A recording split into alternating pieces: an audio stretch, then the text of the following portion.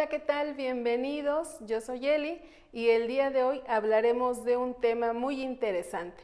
Hablaremos acerca de los neurotransmisores y también hablaremos del papel que juegan las hormonas en el funcionamiento vital. Pero antes de ello, es necesario hacer una pequeña introducción respecto al tema, puesto que está directamente relacionado con lo que es el sistema nervioso. Vamos a dar inicio.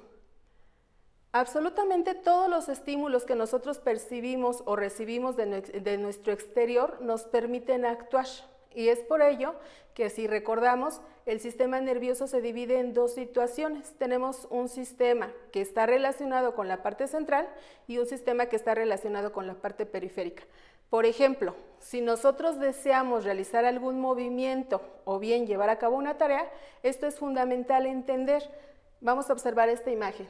¿Qué sucede cuando nosotros llevamos a cabo una acción? Por ejemplo, al patear un balón.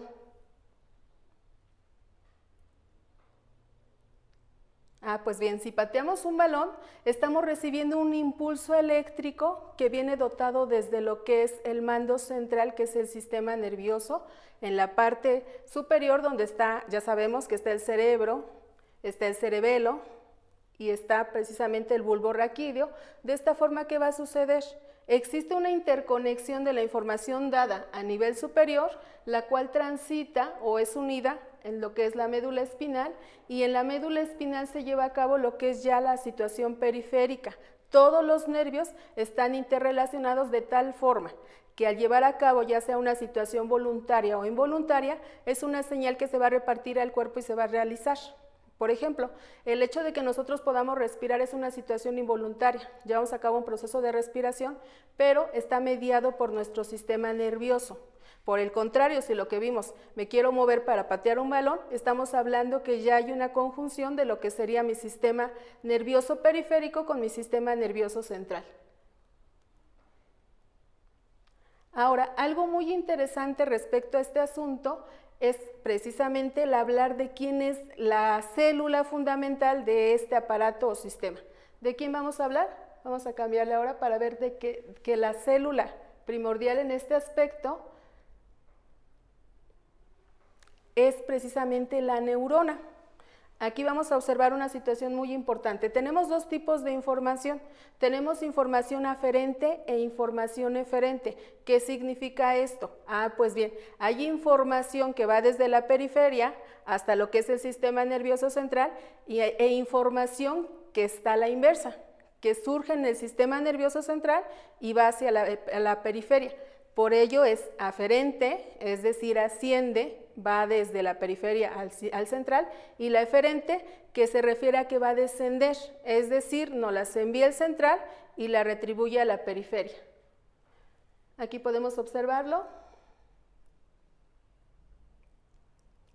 La interconexión de la cual ya hablábamos, del sistema nervioso central, y después interconecta, envía los estímulos, envía de esas excepciones nerviosas que lo que hacen es que nuestro cuerpo actúe. Ahora bien, mencionábamos que algo muy importante es el papel que juegan las neuronas dentro de lo que es el sistema nervioso y cómo estos neurotransmisores van a actuar. ¿Quién es la neurona? Pues es la célula estructural del sistema nervioso. A diferencia de muchas otras células, esta tiene una dimensión más grande. Hay neuronas que se estima que tienen un aproximado de 1 metro. Imagínense, tienen que interconectar lo que es la periferia de las extremidades hasta lo que sería la corteza cerebral. Es por ello que son las de mayor magnitud y unas de las más numerosas. En términos reales, se dice que perdemos neuronas todos los días. En promedio, por ahí hay datos que nos revelan que cada segundo perdemos una neurona. Es decir, que al cabo de 1 hora estaremos contando con menos de 3.600 neuronas. Es decir, cada hora vamos perdiendo 3.600 neuronas. Ahora bien, ¿cómo está integrada la neurona? Vamos a analizar. Está constituida por 3 partes fundamentales.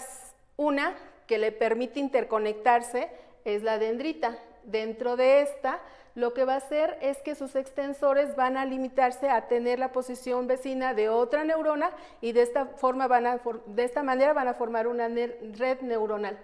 Tenemos también lo que es el cuerpo núcleo, que es la parte central de nuestra neurona. Después, al final de su dendrita, va a tener lo que es el axón, que es por medio del cual transita la información. Veamos cómo ocurre esta situación. Ahí observamos la situación del impulso eléctrico, llega al axón, transita por el axón hasta encontrar la dendrita de otra neurona vecina. De esta manera le pasa la información, hay una hendidura que permite que ese impulso eléctrico sea recopilado por la siguiente neurona y de esta forma se interconectan para que esa información pueda proceder. Ahora bien, existen transmisores, neurotransmisores que son inhibidores y que son excitadores. Ahorita los vamos a analizar. Ahí vemos cómo el impulso eléctrico, que es una señal electroquímica, viaja a través de lo que es el axón, llega a la siguiente neurona, la activa, y es una red consecutiva, es decir, esta dendrita recibe la información, la célula llamada neurona la tiene, la envía nuevamente a la siguiente neurona y de esta forma transita el mensaje. Este mensaje tiene algo que ver o está muy relacionado con estos neurotransmisores por la siguiente razón. ¿Qué va a ocurrir? Mediante la sinapsis, que es la comunicación entre neuronas, lo que va a ocurrir es que tenemos la señal, llega en la parte de lo que es la dendrita, el axón, y después va a ser recibida en una especie de saquito llamado vesícula, la cual va a aportar el neurotransmisor. Este neurotransmisor va a ser liberado de tal forma que la hendidura entre lo que son neuronas reciba esa señal y la active, dependiendo de cuál es la situación de ese neurotransmisor. Si lo que pretende es modular, es decir, conjugar varias neuronas, si lo que pretende es inhibir, es decir, impedir que una situación se realice, o bien excitadora para que una situación o una función se active de forma inmediata. Esto dependiendo de las circunstancias del sistema nervioso. Ahí observamos, llega la potencia de acción. Aquí puede ser que una excitadora la active y una inhibidora la impida. ¿Sí? Esa es la distinción entre los dos tipos de neurotransmisores. Aquí es expulsada.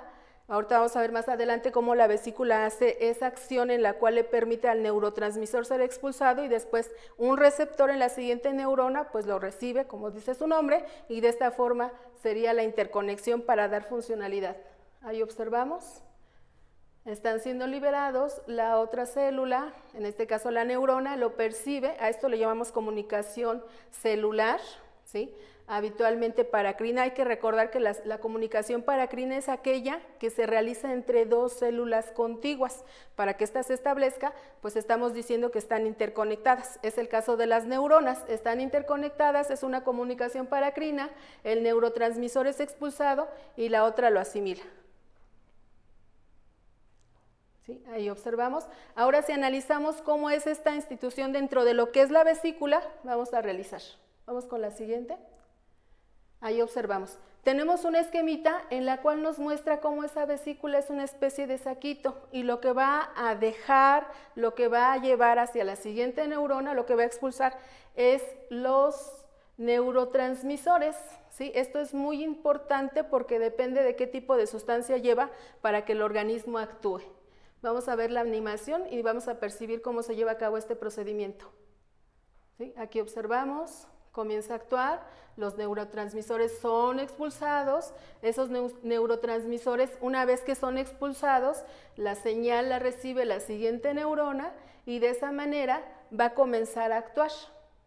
Aquí lo podemos ver de forma más clara. Estos son quienes llevan la información y aquí están los receptores. Se establece la comunicación celular. ¿Sí? Ahorita que continúa, ahí está, podemos ver cómo se realiza esta interconexión, esta comunicación, y ahora ya fue recibida la información, ya fue captada. De esa manera se establece nuestra red neuronal. ¿Sí? Ahí observamos cómo fue la situación de la vesiculita. Ahora, si nosotros analizamos este tema tan interesante respecto a lo que es la situación de los neurotransmisores, vamos a poder hablar de qué tipos tenemos acerca de lo que es, por ejemplo, la sinapsis. Aquí se establece una sinapsis de tipo química, es decir, es una función, es una reacción química que nos permite que esos estímulos lleven a cabo una función.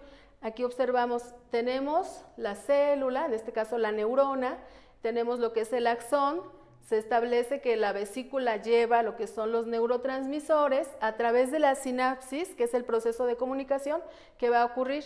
Libera esos neurotransmisores y la célula diana es aquella que recibe ese estímulo y actúa. Ahí observamos cómo transita el proceso. La señal es recibida, ya sea una señal que va a activar o bien desactivar, depende del potencial de acción que nos esté manifestando. Si se va a presentar o no se va a presentar, depende de qué tipo de neurotransmisor haya sido enviado. ¿Sí? Ahí la observamos. Ahora, si ya hablamos de este término, vamos a ver que los neurotransmisores existen de dos tipos. ¿Sí? Habitualmente, aunque solo hablamos de lo que son los inhibidores y de lo que son los excitadores, también existen los moduladores, pero estos en realidad ya es un conjunto o se refiere a un neurotransmisor que va a activar una serie específica de varias neuronas, a diferencia del inhibidor o del excitador, que en específico lleva a cabo una funcionalidad. Por ejemplo, nosotros tenemos como parte de lo que son los neurotransmisores, hay muchísimos, pero vamos a hablar de algunos más característicos respecto a lo que serían las funcionalidades o lo más primordial para el organismo. Tenemos, por ejemplo, la serotonina, tenemos también el ácido aminobutírico, llamado también GABA, tenemos la acetilcolina, que también es una inhibidora, y dentro de los excitadores tenemos la acetilcolina, la noradrenalina, también tenemos la adrenalina, el glutamato y la dopamina. ¿Qué ocurre con esta serie de transmisores? Estos neurotransmisores llevan funciones muy específicas, depende de cuál es la funcionalidad para poder llevar a cabo una acción. Por ejemplo, si yo hablo de la serotonina, me habla de los estados de ánimo. Va a controlar mis estados de ánimo de tal manera que pueda surgir la relajación. Es por ello que es fundamental y es una de las más empleadas, por ejemplo, para los antidepresivos. Dentro de lo que es el ácido aminobutírico, tiene mucho que ver con lo que es la asimilación de glucosa. También tenemos la acetilcolina, que esta puede actuar ya sea como inhibidor o también como excitador, dependiendo. Para el caso de lo que es el inhibidor, se refiere a lo que es la situación muscular. A la situación cardíaca, mientras que para la parte de lo que es excitador, excita o estimula los músculos, ¿sí? Es decir, cumple ambas funcionalidades dependiendo de la situación en la cual sea segregada. Si es secretada para inhibidor, vuelvo a repetir, estamos hablando que va a reducir el ritmo cardíaco, mientras que en la parte de excitación lo que haría es la contracción muscular.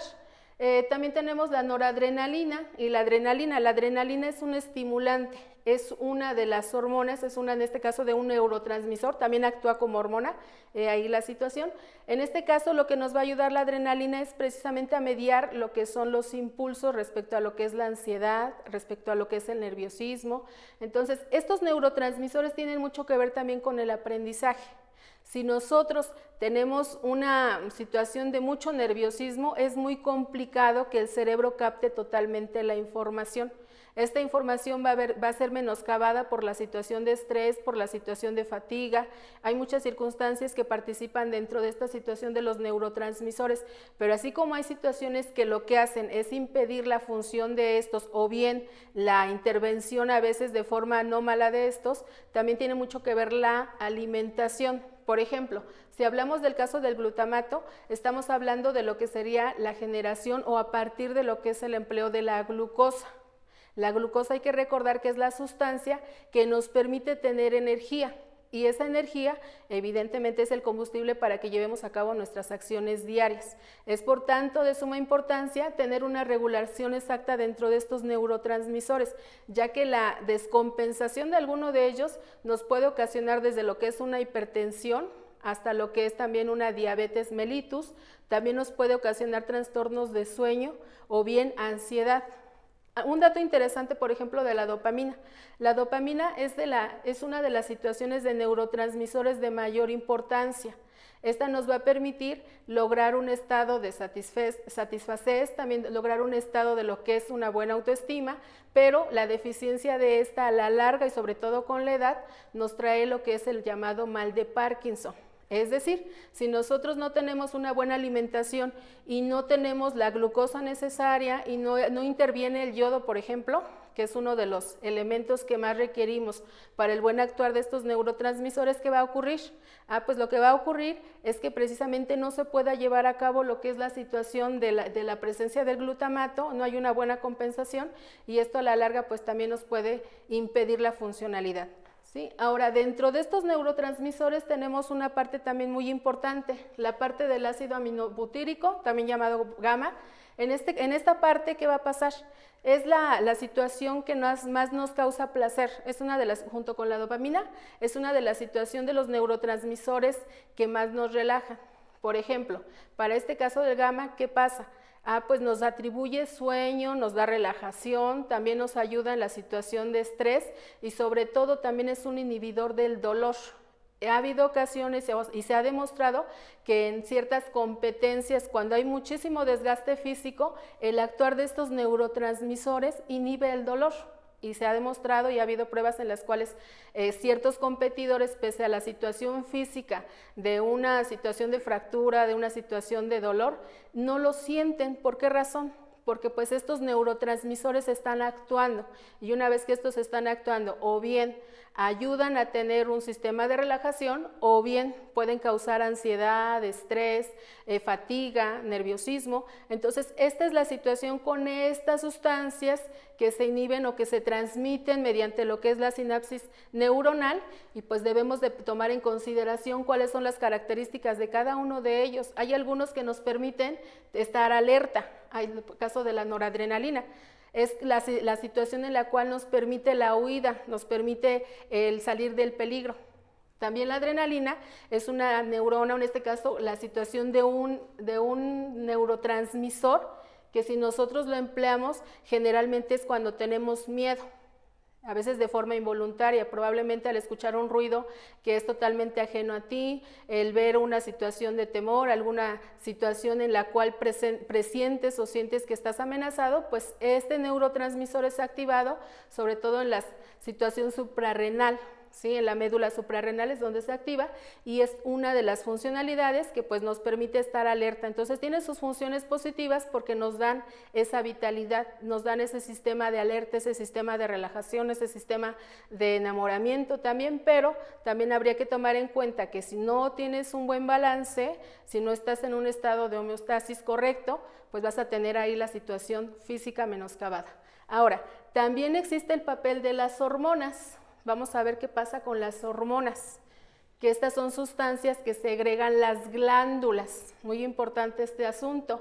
Dentro de estos neurotransmisores, ya los mencionamos con anterioridad, pues existen los que son excitadores, existen los que son inhibidores, es decir, cuando necesitamos la activación de alguna funcionalidad, ¿qué va a pasar?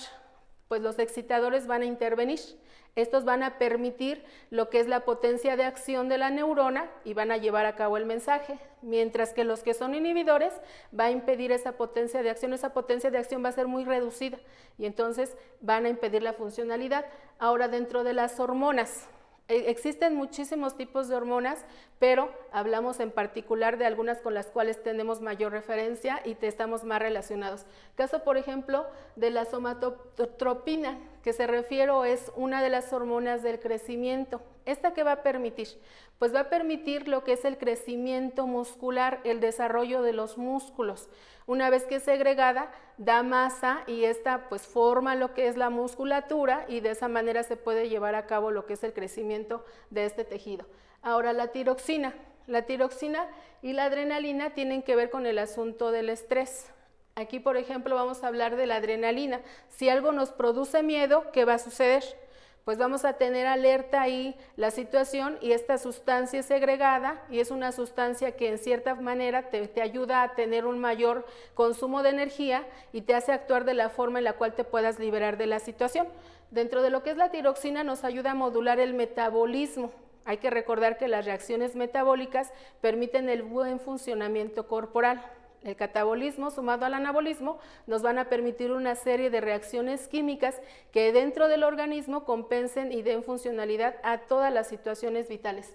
Ahora, el glucagón o insulina e insulina son dos de las glándulas, dos de las situaciones hormonales. Las glándulas las segregan, las hormonas actúan y estas son las sustancias secretadas y estas nos van a hablar de lo que son los caracteres, los estrógenos nos van a hablar de los caracteres femeninos. El desarrollo de estos caracteres nos va a permitir hablar de lo que es la presencia de la forma específica de una mujer.